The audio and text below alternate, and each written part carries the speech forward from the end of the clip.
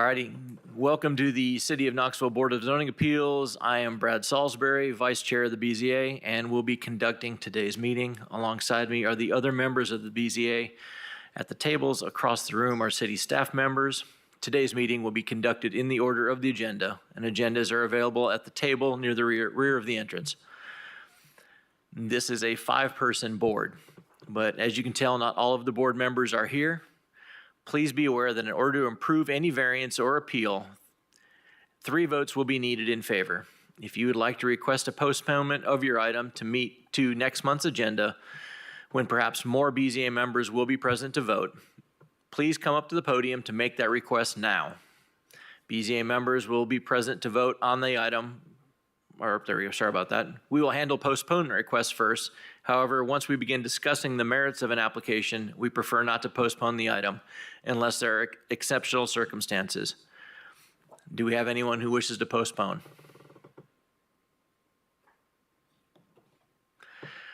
Pursuant to BZA's administrative rules, each matter on the agenda will be considered in the following order: staff comments, proponents, opponents, rebuttals, discussion among board members, motion, second, further discussion, and voting. Members of the public may address the board and the following rules apply. Each person may speak once for 5 minutes and shall not have more than 1 time to speak, except that the chair may allow 2 minutes for the applicant for rebuttal. When more than 1 person wants to speak to an issue, each side is limited to 3 speakers with 5 minutes each. The board may ask questions of any speaker and may allow more time or more speakers by a vote. Speakers should limit their remarks to the facts of the case and should avoid repeating comments that have been previously presented to the board. All speakers should come to the podium and speak directly at the microphone. Speakers need to state their name and address for the record. Appeals of decision by the BZA are made to the Knoxville City Council. A petition for such an appeal shall be filed with the Plans Review and Building Inspections Department not more than 15 days from the date of the BZA decision. Mr. Harriet, will you do roll call, please? Brad Salisbury. Here. Luis Urea. Here. Daniel Odell. Here. Kimberly Black. Here.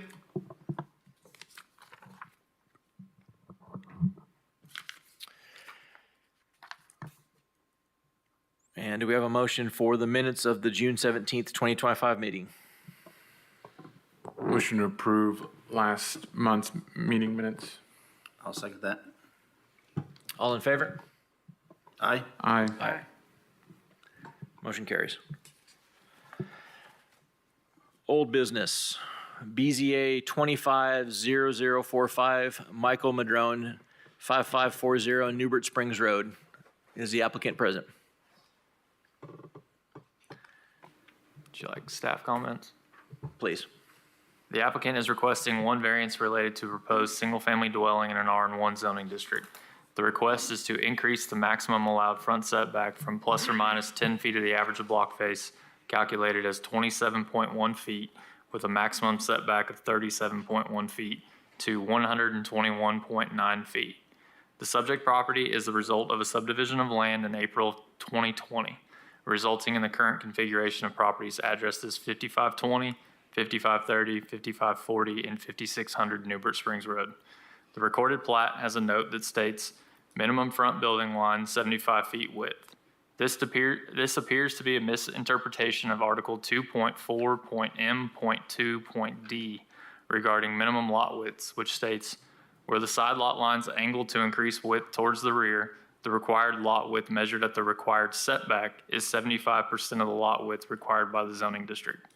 This would mean that the required front setback, which in the R1 district is the average of block face, the property should have been configured to have at least 56.3 feet in lot width at 37.1 feet of lot depth. Based on the plat that was recorded, the subject property appears to have not met the standards for minimum lot width and should not have been approved in the configuration it is currently in, as it does not meet the minimum lot width requirements. That being said, the property was recorded and is a legal lot of record. The applicant should address why a different layout was not proposed that would meet the front setback requirements. Please state your case. My name is Michael Madron. My address is 356 Riverdale Drive. So I guess I'll just start by saying we had 2 lots Okay, I'm sorry. Do you want me to start over again? Are we good? You're fine. Okay, so we had 2 lots in the beginning, and sometime around 2020, somewhere around in there, we basically re-subdivided them into 4 lots. And somebody from your all's board, I mean, they were very helpful with us and basically showed us what we needed to do, or my surveyor, I should say. And he met the guidelines that they asked for at the time. It was recorded, set up, and I built the 2 there at 5520 and 5530. Well, then I went to pull permits on the other 2. I was actually just kind of confused on why I was here, to be honest with you. So I thought everything was fine. So there's the updated house plans. There's really, as you can see, there's no way I can move them up anymore. Those houses are only 1,200 square feet. So I'm just asking if you would just approve them, I guess, again, the way that they were 4 or 5 years ago, whenever we originally did it. Because if not, I mean, they're going to be unbuildable, and they got water and sewer, so there's not any like water issues or septic issues or anything like that. Okay. Do you have any opponents? All right, open for board discussion. Hey, can I say one other thing real quick? I don't even think, just before you guys vote, I don't even think it's possible for me to build like a shotgun style house on it. Like, and really, even if I could, it's really going to be a devalue to the other 2 because they're a lot nicer than what, if we just stuck something rectangular in there. But honestly, I don't think there's the room to even do that. Thank you. Okay, thank you.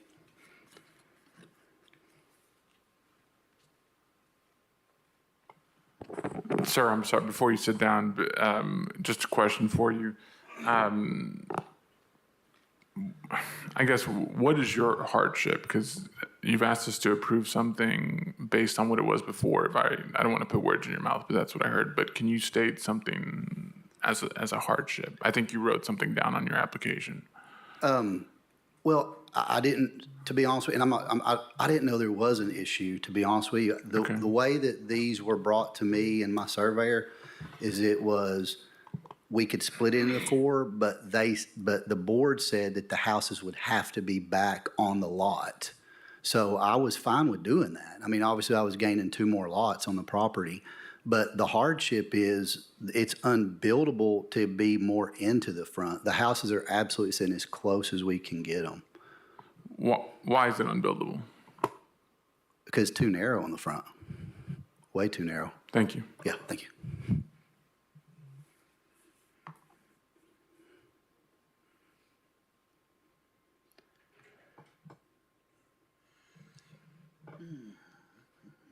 Just for clarification, these lots were approved, platted, Correct. with no comments, no concerns. No, there was just a note on the plat that said minimum front building line 75 feet width Okay. on the original plat. All right. I can add one other thing. The 2 that I built there, I assume they met the setback at the time, but the house over beside Lot 4R, it's literally sitting right beside that one. So. You got anything, Kim? Daniel? I don't think I have any, I mean, as the lots are defined, I think there's a hardship because of the way they are defined. And there was a mistake in getting to this point, but the mistake happened, and I personally have a hard time pulling back from that now that that actually occurs. And I don't see any detrimental effect of living with the current lot shapes and placing the houses where they are in a limited circumstance based on the shape and the topography. I understand why he's placed the houses there. So I think I'm in support of approval based on the current condition, with kind of the preference that that condition hadn't occurred, but it has.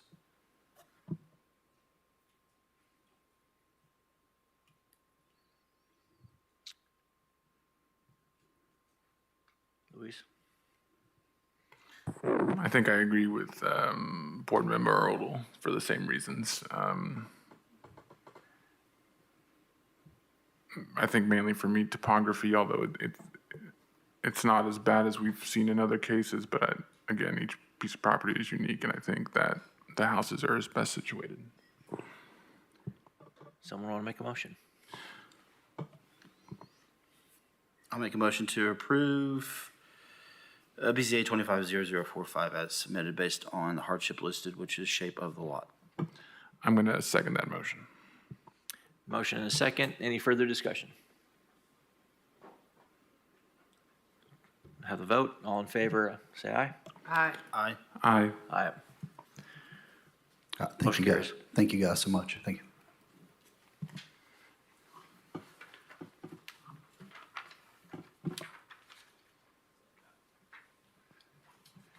Our next order of business is BZA 250046, applicant Michael, is it Madron?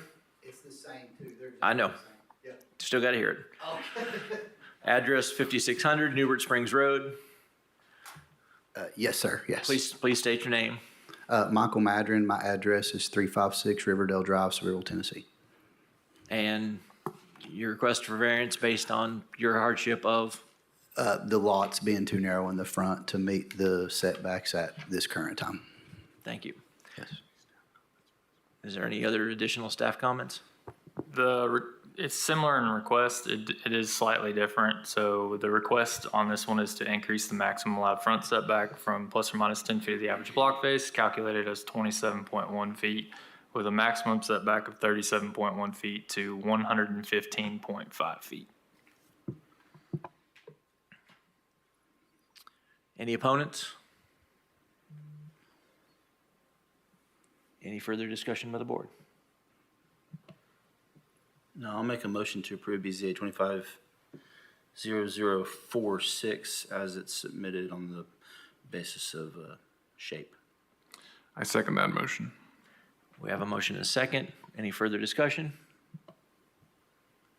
Hearing none, all in favor say aye. Aye. Aye.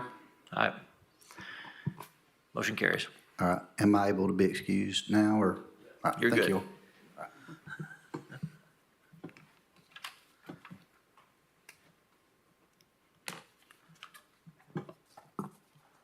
New business, BZA 250051, applicant Lynn Holt, address 3634 East Magnolia Avenue.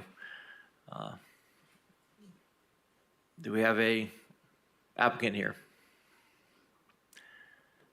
While she's coming up, you want to go ahead and give us a staff comment? Yes, the applicant is requesting one variance related to proposed reconfiguration of a drive-through for a bank to include demoing the existing drive-through and constructing a new freestanding drive-through. The request is to increase the required corner side setback in the CG2 zoning district from a build-to zone of 0 to 10 feet to 248 feet. Let's see here. The project was approved for a variance to increase the corner side build-to zone setback from 0 to 10 to 245 feet at the June 17, 2025 meeting. However, there was an error in their request, and so they are back to seek the increase from 245 to 248. If you don't care to state your name, address, and your hardship, please. Annette Hummel, 10215 Technology Drive, Suite 304, Knoxville, Tennessee.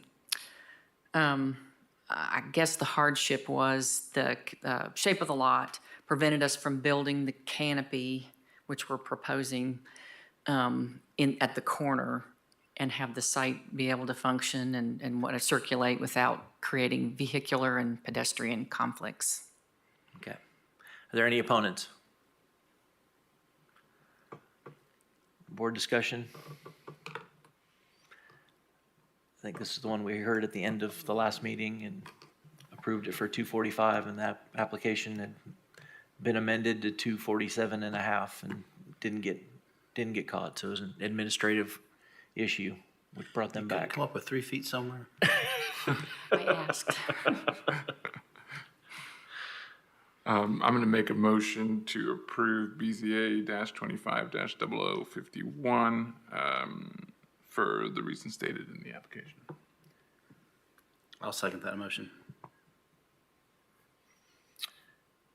Any further discussion?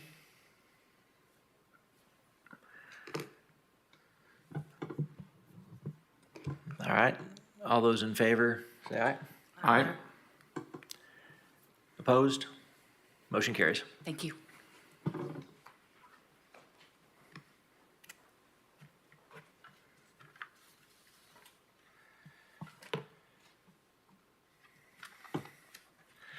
Next item, BZA 250052, applicant Cody Grooms, address 310 13th Street. We'll hear from staff, please. Yes. The applicant is requesting one variance related to a proposed walk-in cooler addition to a retail goods establishment in the CN zoning district. The request is to decrease the minimum required interior side setback in a CN zoning district that abuts a residential district from 20 feet to 3 feet, 1 inch, 1 7/8 of an inch. The project was approved by the Historic Zoning Commission in December of 2024. At that time, the proposed scope of work was to use the existing walk-in cooler and replace the exterior cladding. Since that approval, the scope of work has been revised to include raising the existing walk-in cooler and constructing a replacement within the same footprint. Because the existing setback is non-conforming, any voluntary demolition and new construction must meet all applicable setback requirements of the current zoning ordinance. If a variance is granted by the board, this project will be heard at the July 17th, 2025 Historic Zoning Commission. Please state your name and your hardship. Cody Grooms, 404 Bearden Park Circle, Knoxville, Tennessee. In short, the hardship is this property has had this accessory structure attached to it for, we believe, 50 to 60 years. Some of the photographs can show. With the current zoning setbacks indicated on one of the civil drawings, the current setbacks of 20 feet when abutting a residential district are well within the existing historic structure. So it prohibits any sort of remodeling or reconstruction of the cooler addition. The cooler addition is beyond its useful life at this point, and so the hardship is the owner is essentially stuck at this point with a structure that's failing, that is needing to be replaced rather than solely repaired and cosmetically cleaned up. So what we are proposing is to demo the structure, demo the walk-in cooler, and rebuild it in kind in the same footprint that it is now. And additionally, we're also correcting, if you can see on the kind of northeast side of the plan, it's currently over the property line, and we're actually correcting that with the new footprint as well. Thank you. Do we have any opponents? Open for board discussion.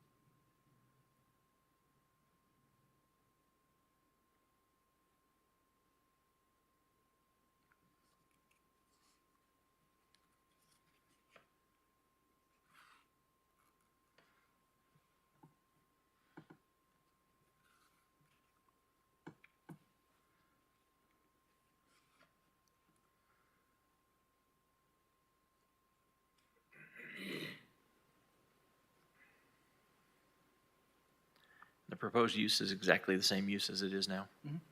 Yes.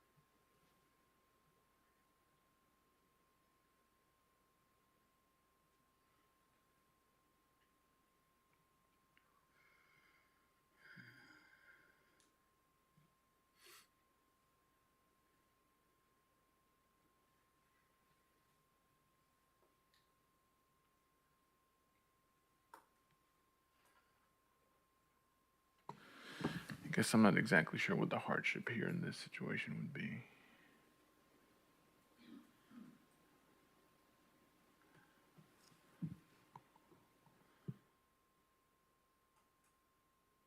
Although I sympathize. I mean, it's pre-existing non-conforming in the sense that the lot line, this was done in the past, they've been able to use it this way for a very long time. Lot line has been where it is. And technically the size of the existing lot will not allow them to replace what they've been able to use and have access to for the last 50-something years.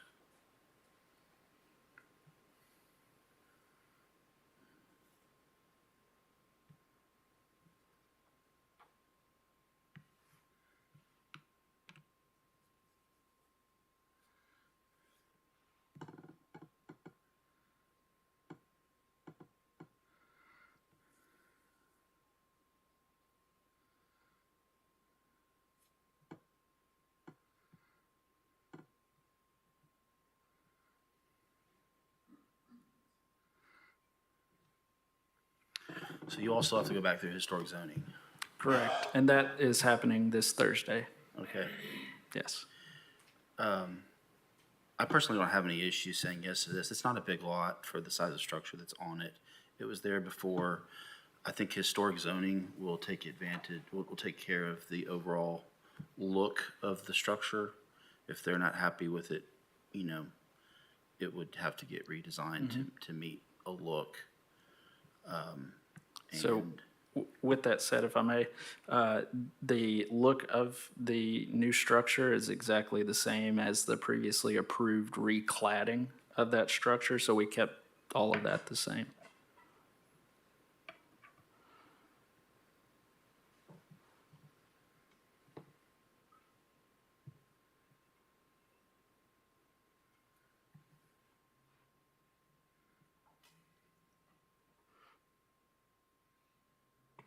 I guess that being the case, it will be in harmony with the general purposes and intent of the ordinance and will not be injurious to the neighborhood. That's what I'm thinking as well. I'm going to make a motion to approve BZA 250052 on the basis of pre-existing size of the lot, pre-existing structure that's just being rebuilt into the same footprint or a slightly improved footprint relative to the property line to relieve an encroachment that's existing. And like what was just said, I don't perceive it to be injurious in any way to the neighborhood. I'm going to second that motion. Any further discussion? All in favor, say aye. Aye. Aye. All right, thank you all. Thank you.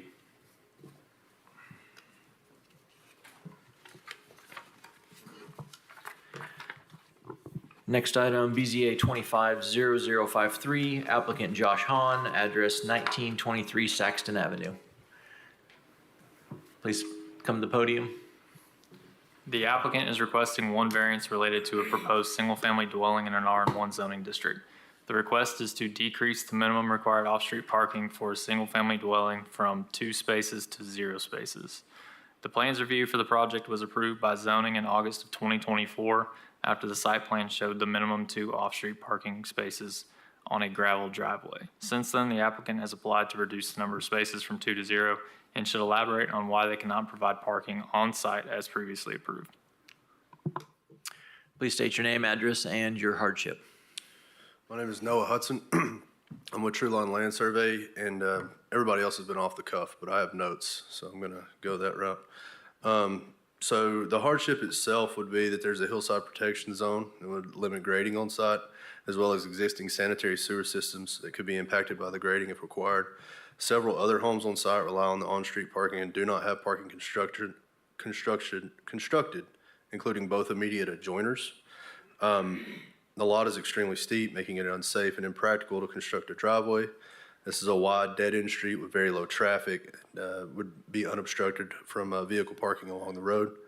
Several homes on this street, including the adjoiners on each side of the property, rely on on-street parking. And requiring a driveway would require extensive grading and fill along the steep cut bank off the back of the sidewalk.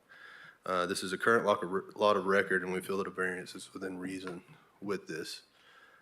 Speaking of my client, they deal in low-income housing, and just getting the driveway itself would probably cost more than the home would. Thank you. Do we have anyone in opposition? We'll open up for board discussion.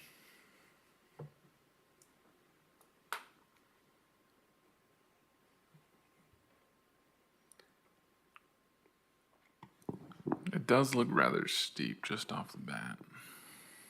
I believe the road's 26 feet wide, and then there's about 16 feet off the street, 16 feet wide.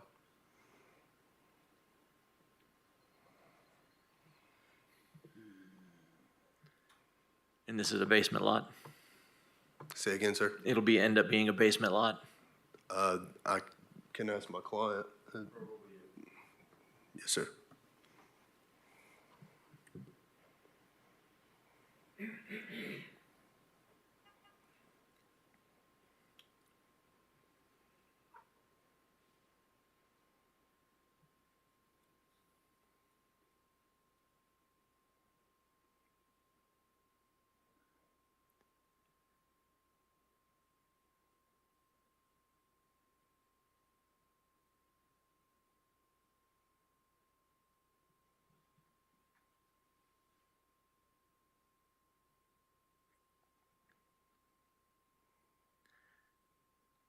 And so the site plan that we have shows the parking lot or parking area That is proposed, yes, sir. and how if it could not be given- built Say again, sir? and how it could be built. Well, the slope is there, but that's, of course, if the variance isn't approved.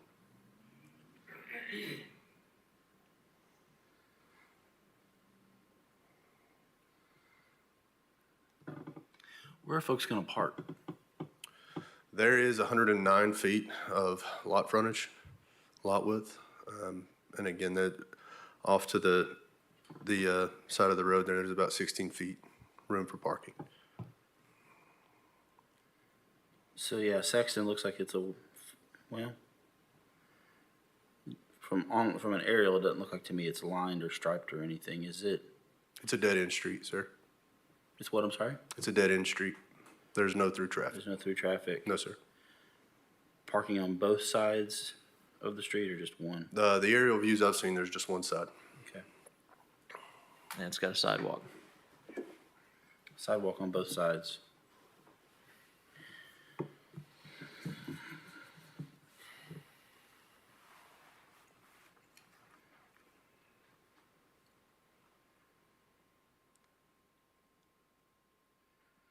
I have a hard time with this one. This can be built and is not the minimum required for use. There are a lot of other houses over there that don't look like they have. Yeah, there's some that do and some that don't. From that view there, both the joiners, each side of the property also relies on off-street parking.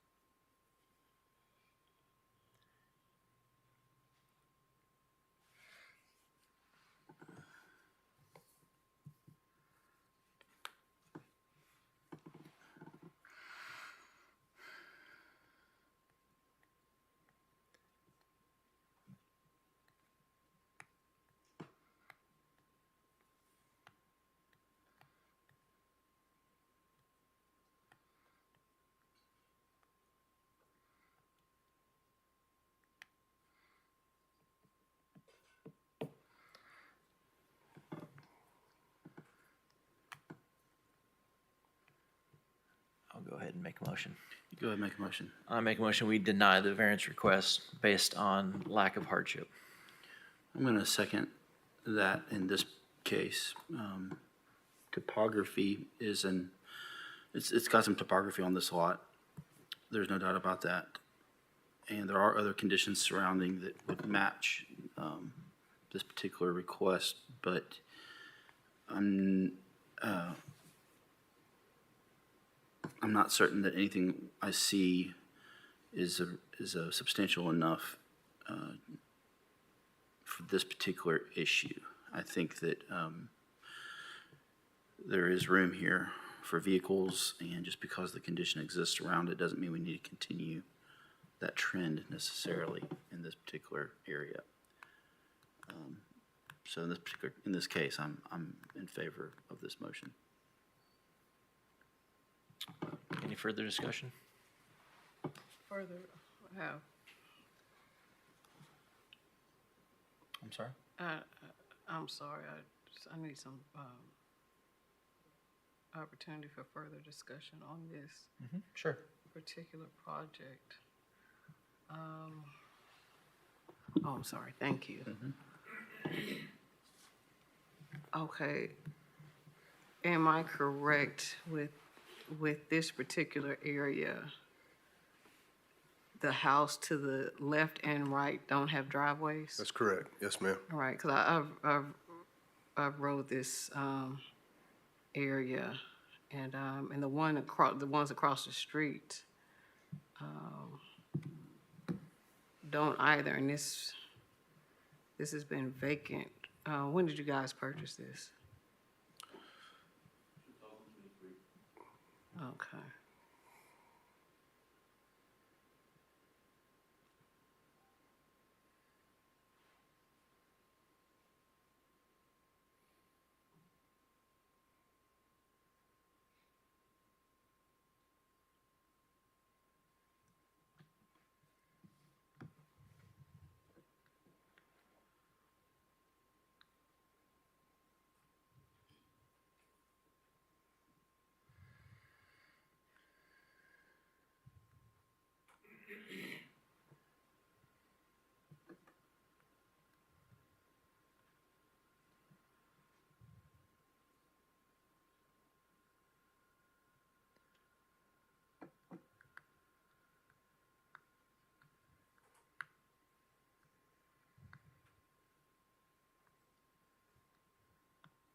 And is this the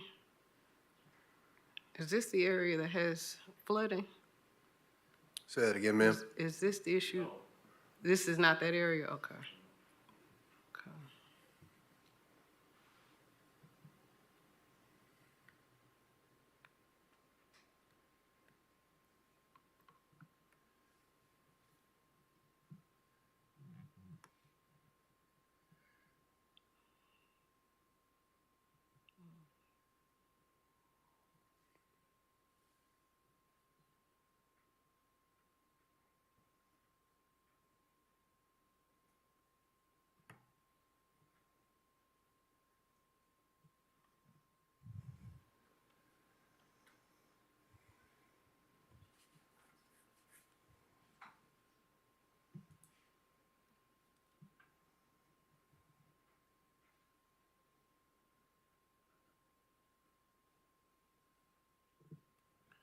Would there be an opportunity to gather more evidence to support the safety concerns?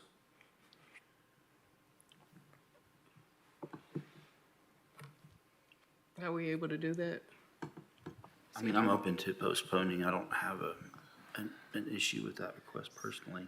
So you do have a motion to deny that's on the floor. I would say dispose of that first if you're going to do a postponement. Yeah, Sure, of course. Okay, I make a motion that, We gotta vote on the We need first to one. vote on the first one and then deal with the postponement. With that foreknowledge, I'm not sure.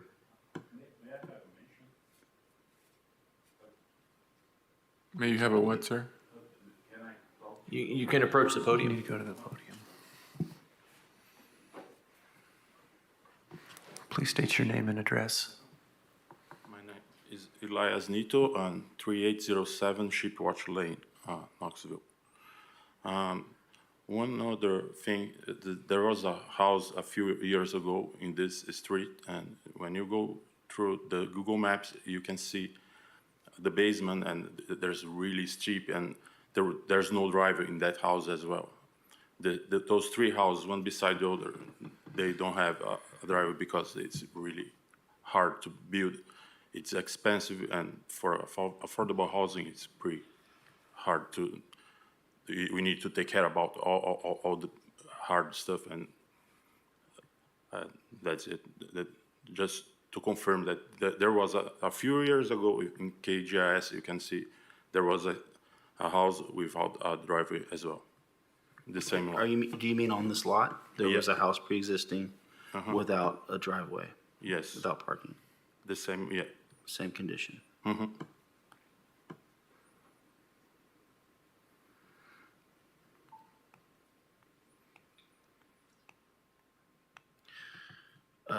Do you have any more? Like, what are you thinking? I'm curious about your thoughts in terms of our discussion. I'm inclined to support, because in that district, it's some unique situations. And there's a lot of properties, that, especially in that particular neighborhood, that do not have that. And we need more housing over there. That's affordable. We really do. What is the other information they could bring to us that would help us make our decision? If we're gonna consider, we're in discussion, if we're gonna consider postponement, is there anything in particular?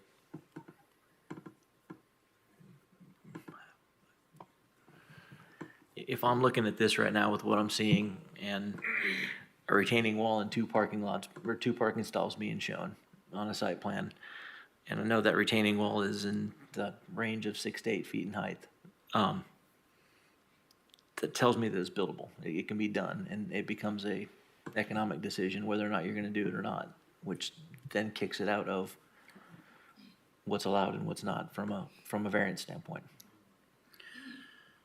And I don't perceive personally, even on an economic standpoint, but that retaining wall is so expensive that it would kill someone's ability to build there. And that's even from an economic standpoint, which we're not allowed to purely consider, but in context, I'm not certain I understand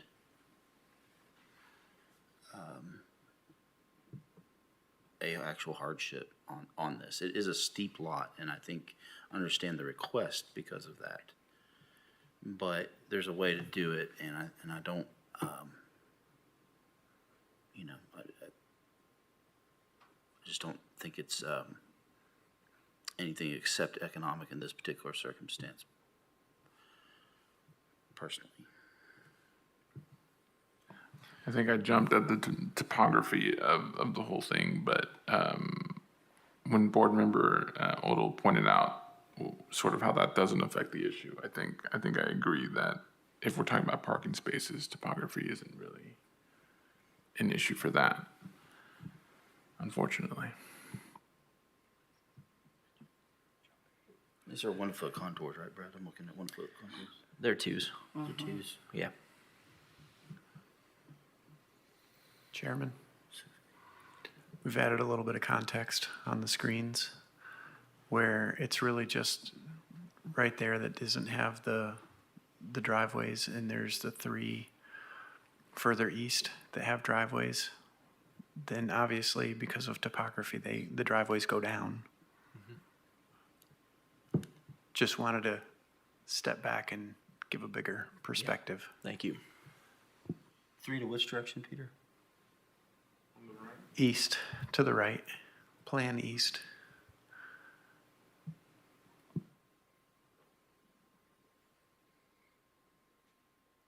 But, okay, from that standpoint though, Peter, they have an easement there. Does that easement continue? There's a utility easement in the back there.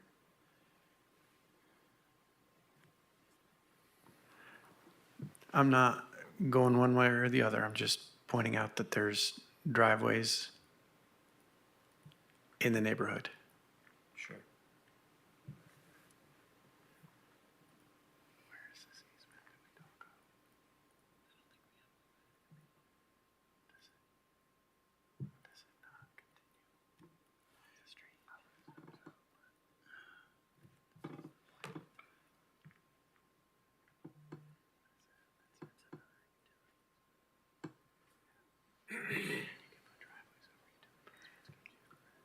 Before we take a vote, you had mentioned you'd like the opportunity to come back with safety concerns.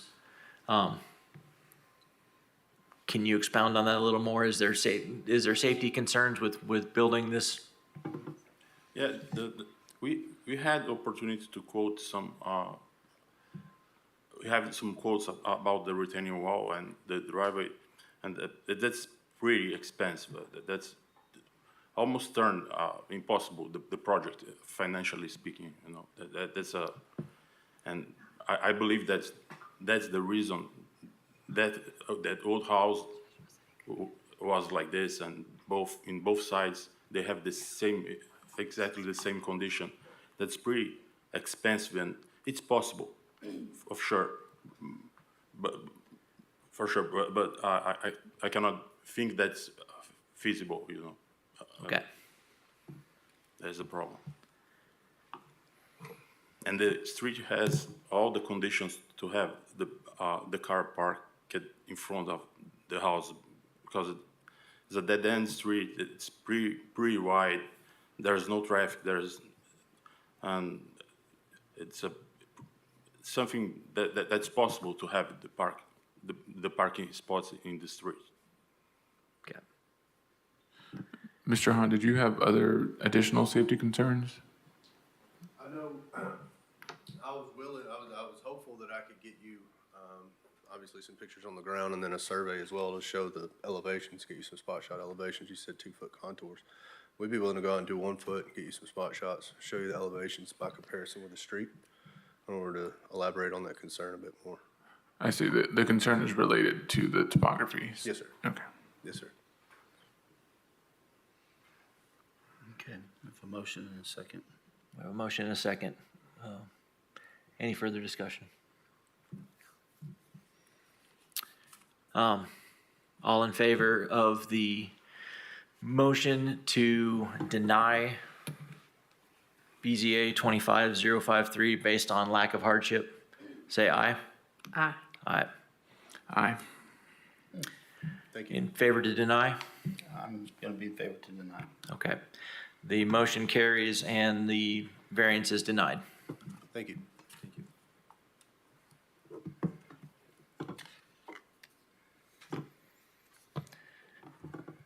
Next, BZA 250054, Katie Wozek, 5531 North Broadway. While she's approaching, staff comments, please. The applicant is requesting one variance related to a proposed 8-unit multifamily development in a CH2 zoning district. The request is to decrease the minimum required interior side setback in the CH2 zoning district when abutting a residential district from 35 feet to 10.8 feet. The subject property abuts a place of worship located in an R1 zoning district to the south and a single-family dwelling in an R1 district to the west. The initial submission proposed the building to the north of the lot and the parking area to the south. However, this proposal was ultimately revised due to an engineering comment regarding safety concerns related to its offset from the median opening on North Broadway. The current proposal is to address these safety concerns for egress and ingress to the site. The applicant should address any other site configurations that were researched that would meet all required setbacks. Please state your name and address and explain your variance request and your hardship. Sure. It's Katie Wozek, 4334 Paper Mill Drive, Knoxville. So, as they said, when the architect originally submitted this plan, we actually had the layout flipped. We got comments back from the city, and the driveway was too close to that median on Broadway, so they asked us to flip it. So before, when the building was on the north side, the setback was 10 feet. When it abuts the residential side, 35 feet. In order to put in a parking lot, which is 26 feet, the parking spaces, which is 15 and a half to the curb, sidewalk, et cetera, that's 47 feet.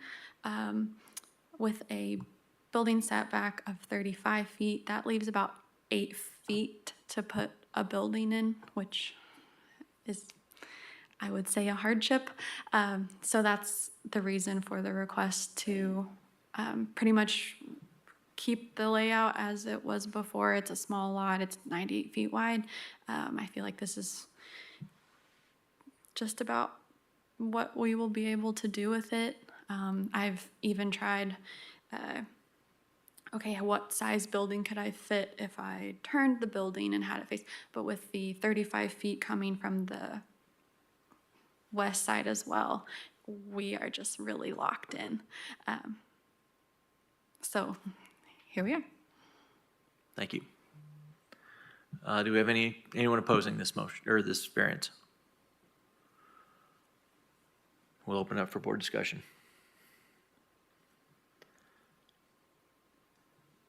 Josh, does engineering have any other issues with this layout as proposed?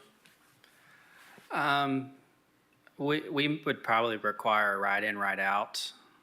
I think TDOT would require that as well, but nothing that would affect the building layout. Okay. What is a right in, right out? It's a driveway with a raised median in the middle to force you to only come in turning right. Or Gotcha, thanks. Welcome.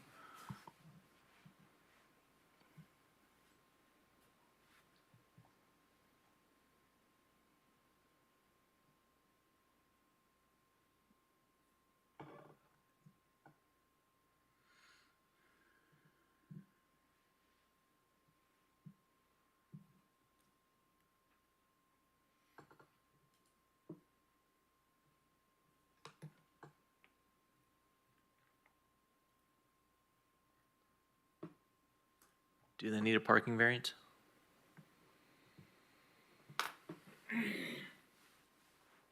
I'll let.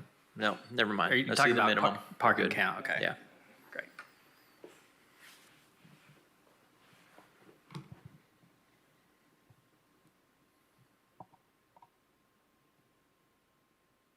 And I think it's actually 14 spaces, but it, You're good. okay. The quick answer is no. The parking count is fine, but we'll double check. Thank you.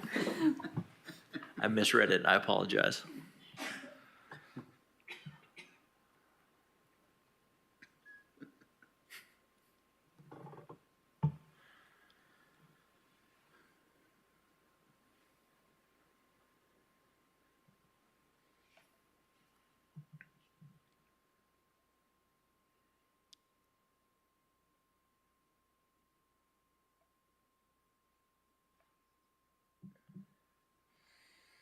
Have you spoken with the neighbor to the, is it south? South? The church? We have not. We were hired by the architect. I'm not sure if he has reached out to them. Okay. We, of course, are more than willing to.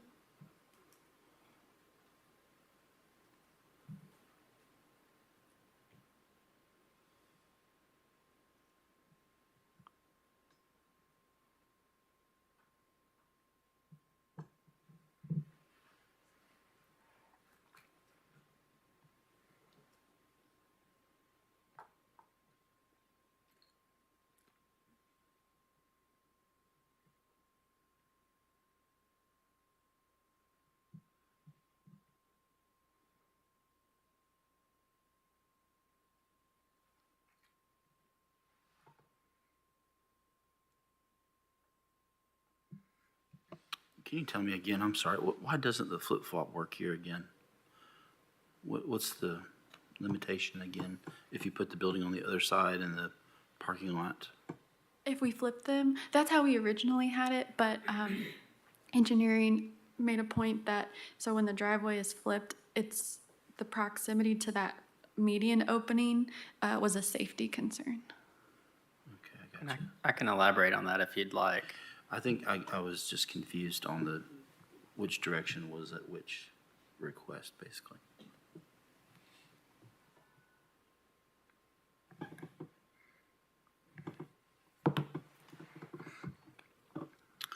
I'll make a motion to approve BZA 250054 as it's submitted based on the width of the lot, the size of the lot.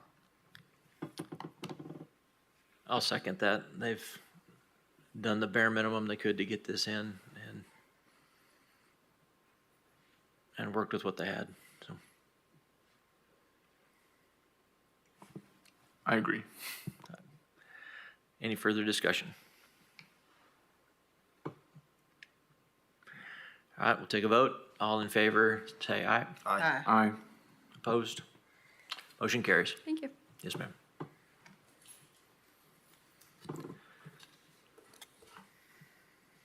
Next item is BZA 250055, Tom Hopkins, 0 Midway Road.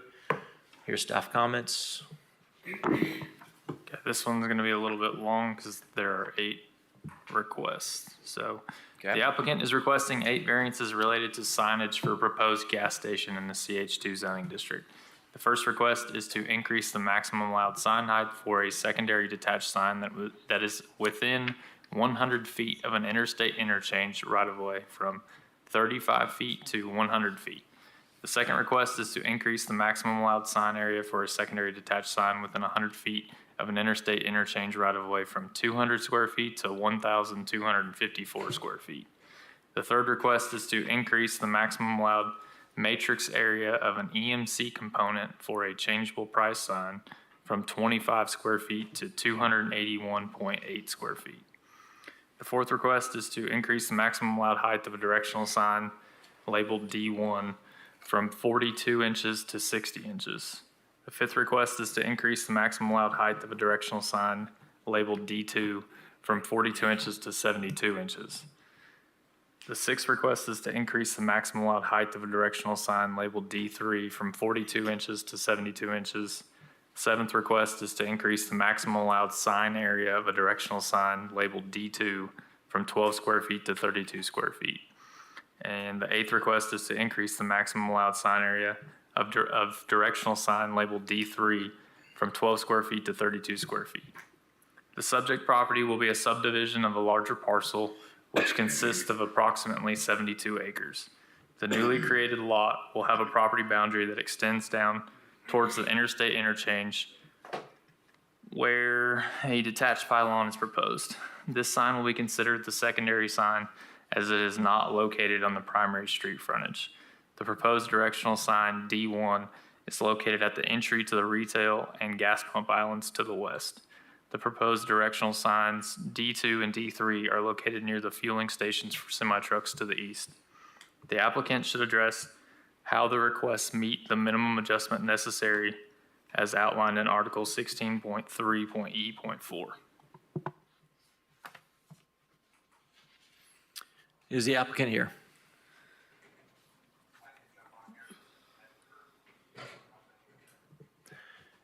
On Zoom. Starting off with the reason for the variance, starting off with the high-rise sign.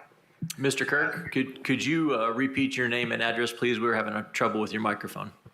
Oh, yes, sir. I'll speak up too. So my name is Ben Kirk. I'm with the Ferber Company. The street address is 222 2nd Avenue North, Nashville, Tennessee.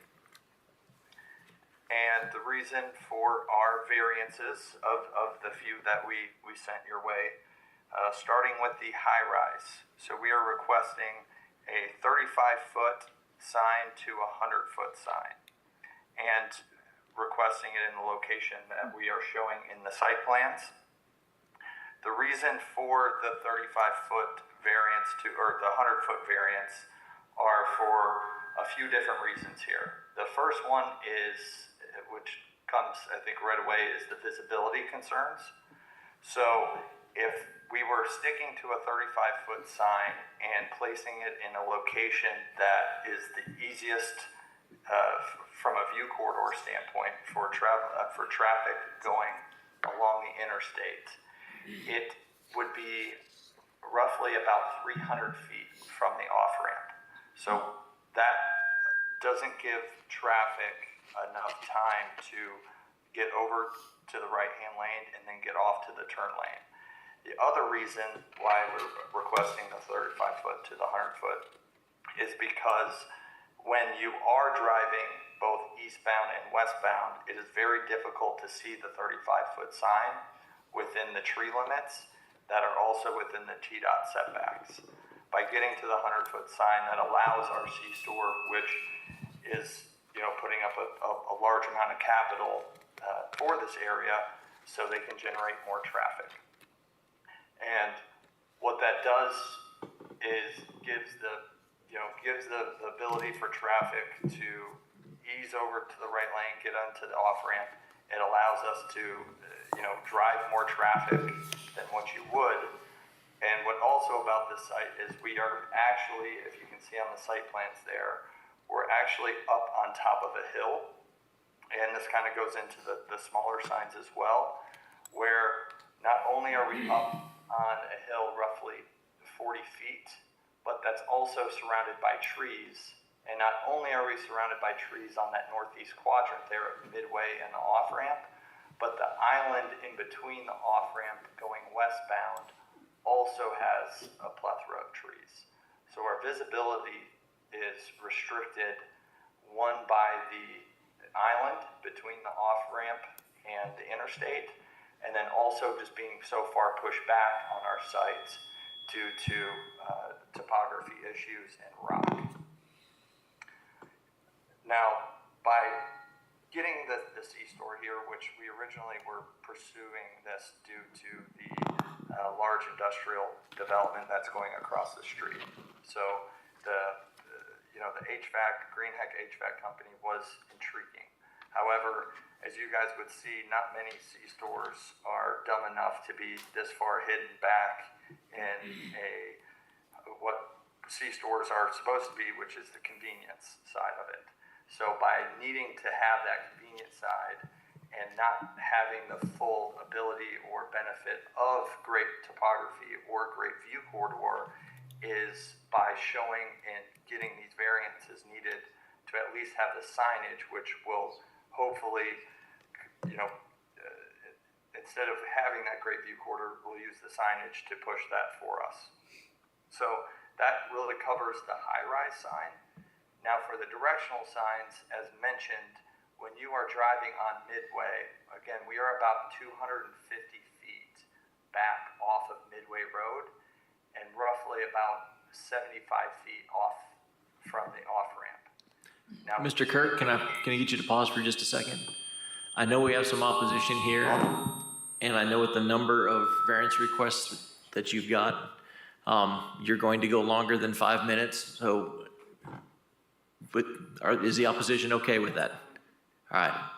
Is that something we have to have board approval on to go longer than 5 minutes? All right. Please continue, knowing that your opposition will also get an appropriate amount of time. Yes, sir. Thank you. Appreciate that. So for the Midway, going back here, so our site, again, due to topo, from Midway Road to our site, it's about a 45-foot incline. And this is mainly all due to rock. So this site is primarily rock. We're going to have to blast as much as we can while being economically feasible. And with us so far pushed back off that road of Midway, not only does the high-rise sign need to be as exposed as possible, but also our directional signs, not because we just want to, hey, why not shoot for it?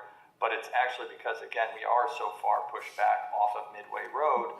When traffic is going north and south on Midway, this will allow them to actually see the signs and know that the speedway is up here, floating in this corner that they'll be able to drive into. And the other benefit there too, there was concerns with Speedway on them getting this deal approved internally with us, which I know isn't really your guys' issues to deal with, but what this site was always going to be was industrial and warehouse facilities. So by getting a C-store, which will drive a lot of, sales tax, and I would assume much stronger than a warehouse, is getting these variances approved, which makes it appealing enough for those guys to move forward with the project.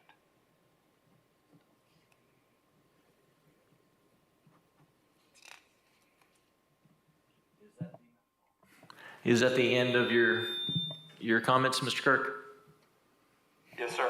Unless you guys have any questions, more than happy to answer any additional questions. I know I was rambling on there, but didn't want to waste too much of your time. Thank you. See, we've got some opposition. Please come up and state your name.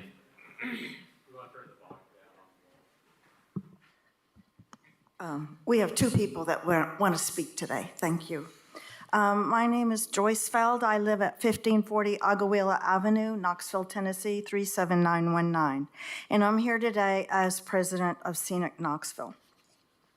So as this board well knows, but which the applicant might not know, the city of Knoxville enacted a new sign ordinance in 2015 after more than 3 years of study and extensive public input. The impetus for the new ordinance was that both city council and city residents felt that the city was deeply scarred by extreme sign clutter. The applicant mentions in the application that he's unhappy that nearby gas stations have taller signs than what he's permitted today. But this is not an unintended consequence of the updated ordinance. This is, in fact, exactly what City Council intended. Council envisioned that over time, the city would see shorter, smaller, and fewer signs with changing land use and new development. As someone who has been watching closely for 10 years, I can testify that the plan is working. Even though the applicant is allowed to have the tallest and largest sign allowed under the sign ordinance, which is 35 feet in height and 200 square feet in area, the applicant is requesting an extreme sign that would be 100 feet tall and 1,254 square feet. Moreover, the applicant is proposing to locate this sign at the end of a very long and narrow flag lot that would place the sign approximately 1,500 feet away from the primary site of the business. The sign ordinance prohibits off-site or off-premise signs, and while technically located on the same property, we maintain that this is an attempt to circumvent the intent of the ordinance. This applicant does not have a legal hardship that would justify a taller and larger ground sign or a larger changeable price sign. The sign ordinance does not guarantee that a business sign will be seen from a long distance away. Strict application of the ordinance would not deprive the owner of reasonable use of the property. The applicant will not be prevented from using this property as the zoning ordinance intended. He will still be able to operate a gas station without concessions from the city. The ordinance also states that, quote, mere loss in value shall not justify a variance. There must be a deprivation of beneficial use of land, close quote. Yet, there is no deprivation of beneficial use of the land here. This is the property on which the applicant has chosen to locate his business. It is not up to the city of Knoxville to violate its carefully considered standards to compensate for perceived shortcomings, for the owner's perceived shortcomings of this property. As for the variances requested for 3 directional signs, I guess the applicant did explain that somewhat, but that none of that is written into the application, which is, I think, what you are supposed to consider today, is the written application. So in the application, the applicant does not even attempt to claim any hardships. Directional signs are internal signs that direct the driver once on the property. The heights and sizes specified in the ordinance are not arbitrary, and the applicant should comply with them. In summary, Scenic Knoxville requests that you deny these variances. Thank you. And we do have one more speaker. Thank you.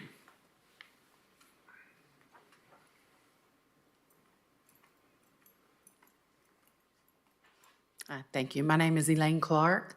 I reside in East Knox County at 8003 Thorn Grove Pike, and I've lived there for the last 25 years.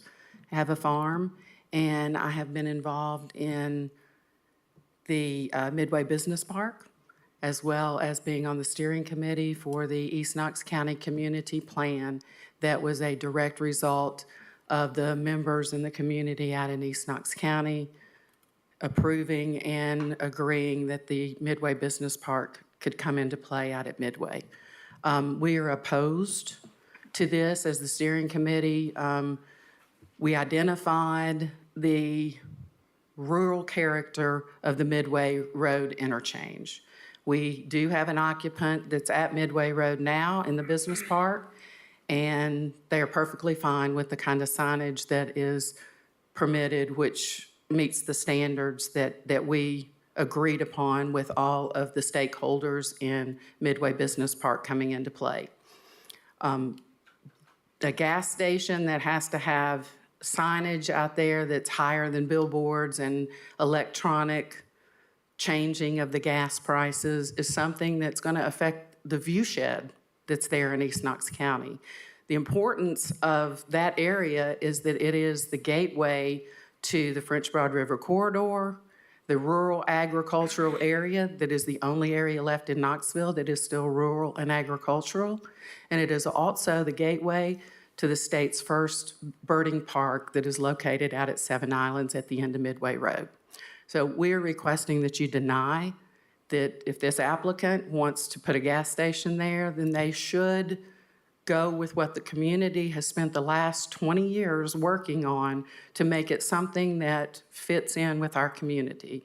The rural nature of that community are the rolling hills, all the trees that are out there. We like those trees. They provide us with clean air. And we also appreciate our view shed from there. And we do not need signs that stand 100 feet tall out in the rural area of Knox County. So please deny this request. Thank you. Thank you. May I very briefly, Mr. Chair?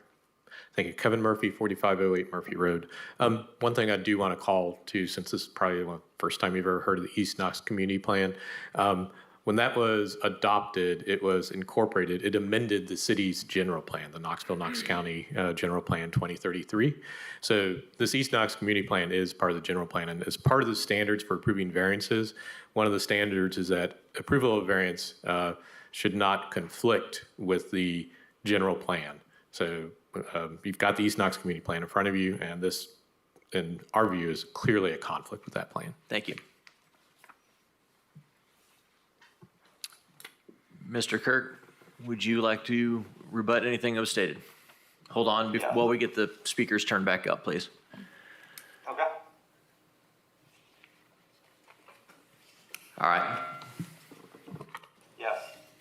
Thank you, Ms. Joyce. I did not catch the second lady's name. I apologize, but again, I appreciate all of y'all's input and concerns. If it was all of our way, I wish we could, do it as beneficial to the ways that you guys like and would be looking at this daily. I acknowledge the concern regarding the sign height and the perception that the 35 feet may already appear excessive for signage, it seemed like, but that's also within typical city limits. However, it's important that we underscore that this site is not located within a standard in-town or pedestrian-focused commercial corridor. This is a uniquely situated adjacent to a major interstate, one of the largest trucking interstates in the United States, and it also carries a high-speed traffic and presents a different circumstance that you would necessarily see, and it also brings challenges to your typical signage visibility and public safety. Now, Ms. Joyce, I tried to write down some of your key topics here, but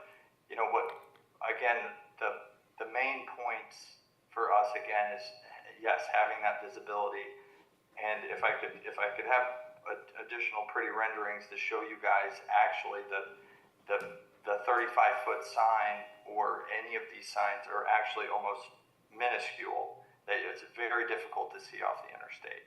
And not only is it very difficult to see, but these drivers on the interstate are, going speeds of 65, 75 miles per hour. At these speeds, your visibility is drastically different than those that you see in the urban or suburban roads where traffic is much minuscule towards 25 to 45 miles per hour. Just a 35-foot sign is just not visible from a sufficient distance to allow these motorists to safely identify the site, navigate to the exit ramp without these last-minute maneuvers. And if we could prevent any more accidents and incidents that already happen on the interstate, we would be more than happy and want to do that. Again, too, it's not that, again, that we're just abundance and wanting to do this. Going from a 35-foot sign to a 100-foot sign is roughly $350,000 more in cost. So it's not that, hey, coming to you, Ms. Joyce and others, that we want to hurt your guys' visibility from wherever you guys are located. That's not the point. It's the primarily function of this proposed sign is not the local marketing. It's to act as directional and a safety tool for these travelers that are unfamiliar with the area, which, as we all know, the next interchange to the east is the Gatlinburg interchange. And most of the traffic, I wouldn't say most, but a high amount of that are travelers that typically aren't traveling this section of the interstate daily, weekly, or even monthly. So allowing them to have this visibility, it really helps and allows for the store to run sufficiently, allows as a amenity to the Greenheck Park, which they're roughly going to have at least 400 trucks a day. They'll need fueling situations. And then, the topography, the site is I'd love for you guys to go and see it. It's a very difficult location. Again, and I'm harping on this, but your exit ramp, when you're getting off there, it is very difficult to see that a C-store will be located right here. Now, if it was not zoned commercial, and I would totally understand that and see, your guys' concerns, hey, we're trying to rezone a farm into a C-store, and I get that there would be concern there. But, this previously has been zoned for commercial. It actually was going to be, I don't know if you guys remember this, but a few years ago, this was actually going to be a large 1 million square feet Amazon distribution center that would have thousands of cars a day, these last minute distribution. So I see it as a benefit going from what could have been there and what really would have done to the roads and the neighborhood is much more strenuous that what can be there, even with less signage or, taking signage out of it, going from a 4,000 square foot C-store to a 1 million square foot facility, what that does to the location is much more different. Again, I hate that I'm going against you all. It sounds like, your concerns. I don't want to act like I'm coming off against it and not willing to listen to you guys, but it's just, again, it's for the safety, it's getting people in and out of the location.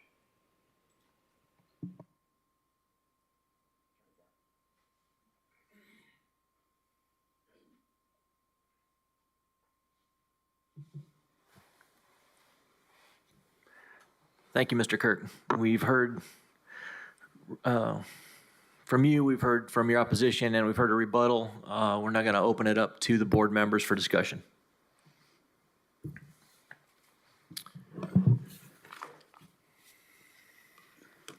This would be, I think, the largest sign variance that I've seen since we redid our sign standards.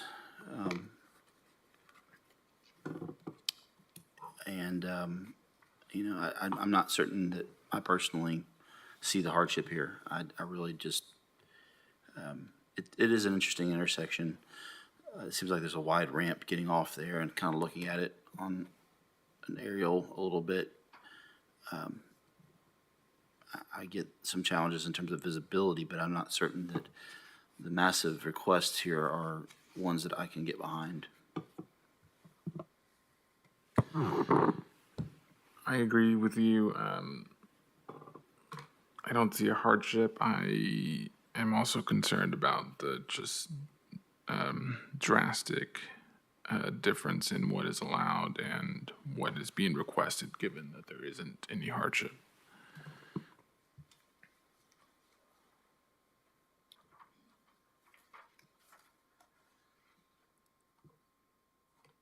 I'm actually going to echo that sentiment as well. The request, and we'll have to go down each one of them, but the requested variances are, Do we need to go down each one of them?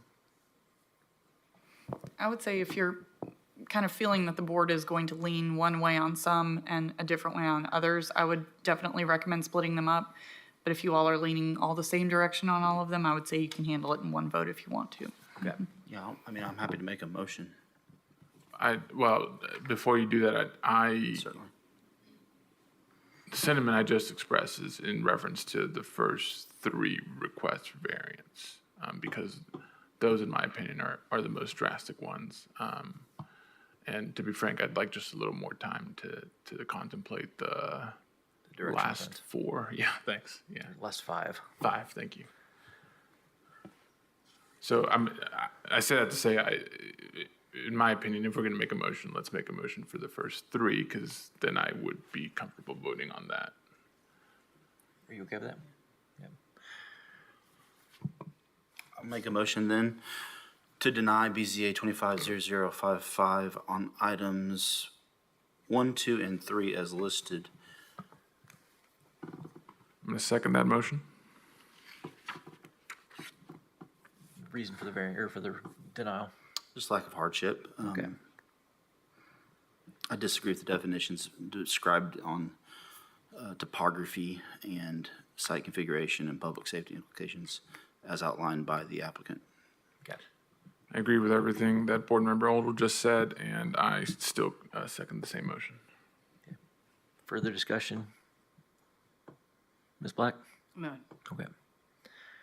And I have no further discussion with that. We'll call a vote on items BZA 250055, items 1, 2, and 3 as written. Motion is to deny based on lack of hardship. All in favor, say aye. Aye. Aye. Those opposed? Motion carries. Items 1, 2, and 3 are denied. Now discussion on items 4, 5, 6, 7, and 8.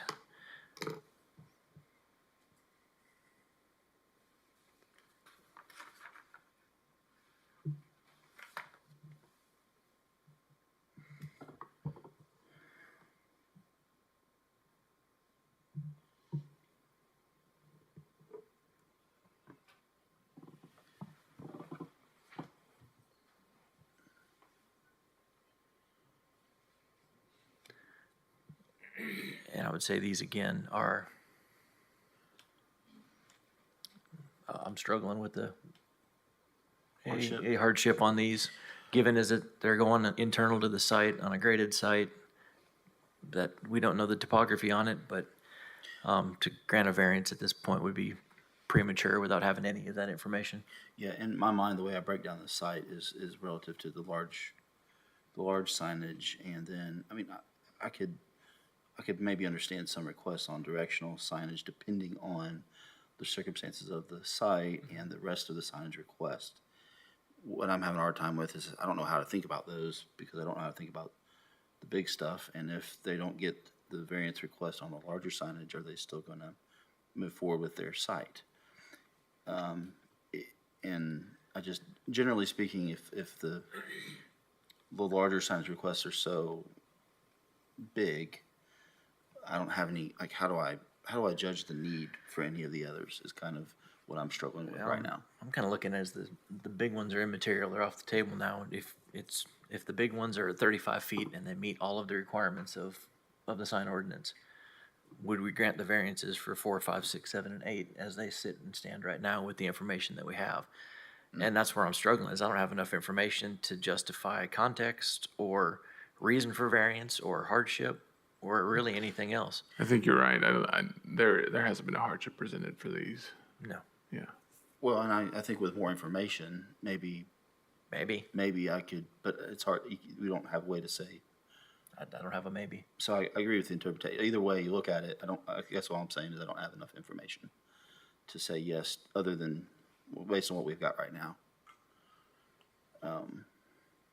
I think based on, I could understand some sort of, with the site this big, from a directional standpoint, and what I see topography, but again, so it just doesn't make any sense though. There's not enough context. No. Or description given in order for us to be able to make any decision.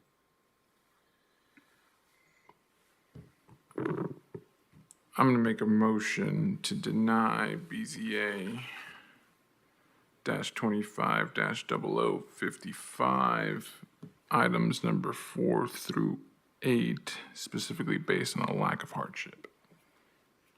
Motion's been made.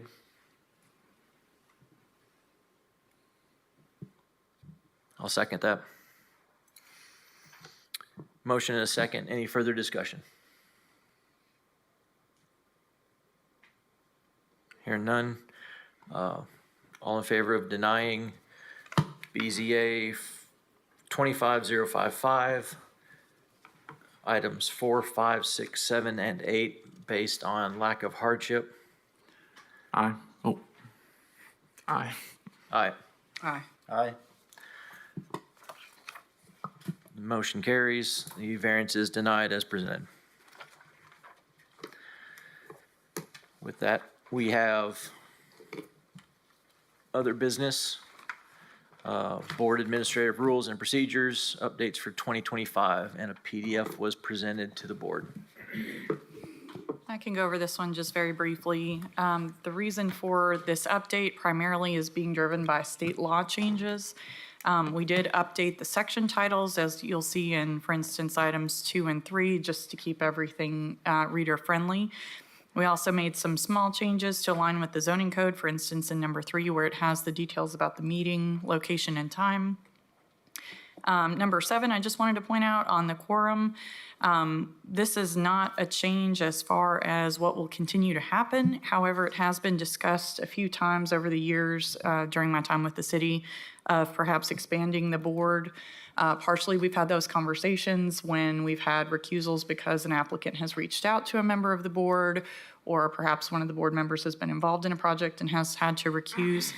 So we have left it flexible. If the board is expanded, we would go with the typical Roberts Rules situation, which is a simple majority of the members who are present and voting would be needed for any action of the board. Number 8 is new. I do want to draw the board's attention to that. That is a new requirement from state law. All motions must include the statements of the reasons of the board's action or decision, including the hardship, and such findings of fact and statements of material evidence as the board may deem pertinent. What you'll see in the parentheses afterwards will be completely removed and not put in the administrative rules at all. That's just a note for you all to see. Personally, I hate when you print the track changes document with the comments on the side because you have to whip out the magnifying glass to see it. So I just put those in there so that the print is big enough to be able to manage. The only other thing that is a substantial change, I would say, we did put in section 11D, basically what is read during the opening speech by the chairperson. And then number 14, the attendance policy. We have been adding these to multiple boards' administrative rules, and this is actually something that mirrors the county provision in the BZA administrative rules. The rest are just following with the typical zoning code requirements. So if you have any questions, please let me know, but we do need a motion and a second and a vote on this one. A motion to approve these changes into our administrative rules and procedures. I second that motion. Do we need any discussion? All those in favor? Aye. Aye. The next meeting will be